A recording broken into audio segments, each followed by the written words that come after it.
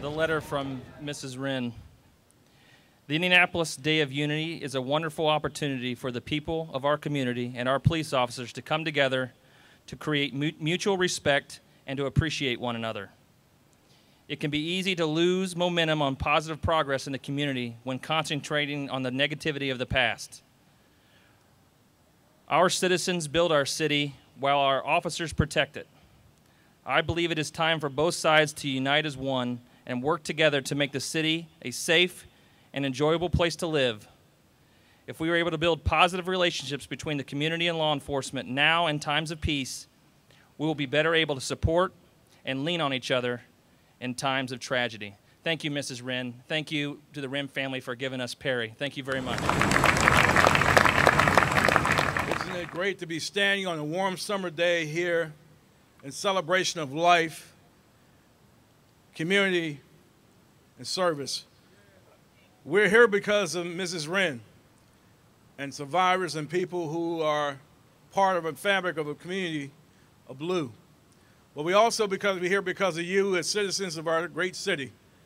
And as I heard that passionate letter read by Lieutenant Bailey by Mrs. Wren, I'm reminded that she made it very clear it was more than about the fine, outstanding work that Perry, her husband, completed in IMPD.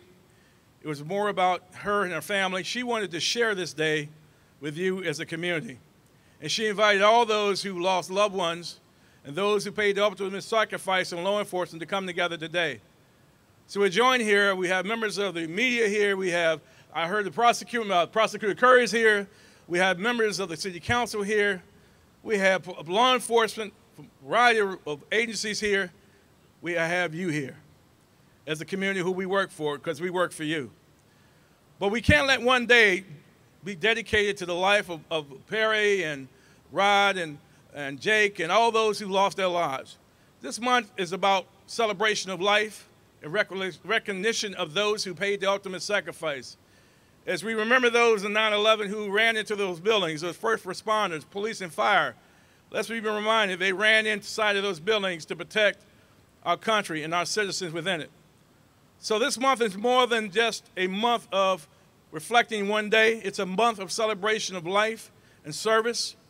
And we're going to do this all over the city. As we speak right now, there'll be mobile roll calls in our community where our law enforcement partners, whether it be on the campus of schools, whether it be in our police districts, are coming together to have roll calls with the community. I think the first thing that comes to my mind was, isn't it unbelievable that in death, we see a community and a group of people come together like never before. And in the last 20 months, I've had an opportunity to watch the structure of IMPD and what you do in this community, and I am absolute awe of you. What a journey it's been for me, and my job and the ISP's job is to support you however it is we can, and we really mean that. I talk to Chief Height very regularly, and periodically we're going to miss the mark, but we'll continue to try. But the reality of 60 days ago and what that's done to this community from my perspective and from my viewpoint is really significant, and it matters. I've seen a community surround a culture, your culture, and I've seen that happen time after time after time after time. Whether it be somebody coming up and thanking you for your service, whether it be a blue light on a patio around the city of Indianapolis, whether it be a group of people coming together and offering a meal for public safety personnel in the city of Indianapolis. I am so very proud of that, and I hope that you are too. It's an honor to be a part of this. Thanks for the journey and for a seat on your ride. I wish all of you well. May God bless you. Today is a day of unity, a kickoff to a month of events where the police and the community can get together and have positive interactions. This event, this month, was born out of the tragic loss of Perry Wren in the line of duty.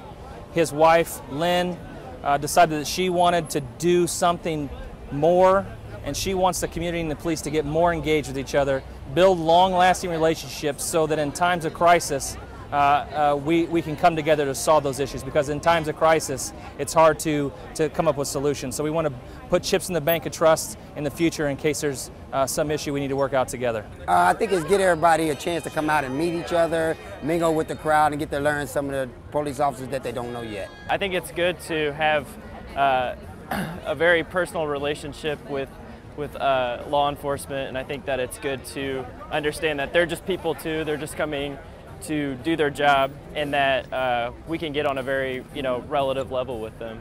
Once they get face to face with the officers and actually speak to them and learn who they are and that they're an actual person just like everybody else, I think it breaks down that barrier and that wall, that the public has this perception of an officer. They're just normal people, except we just do a different job in a different capacity and wear a uniform every day. I think that events like this are very good for the public.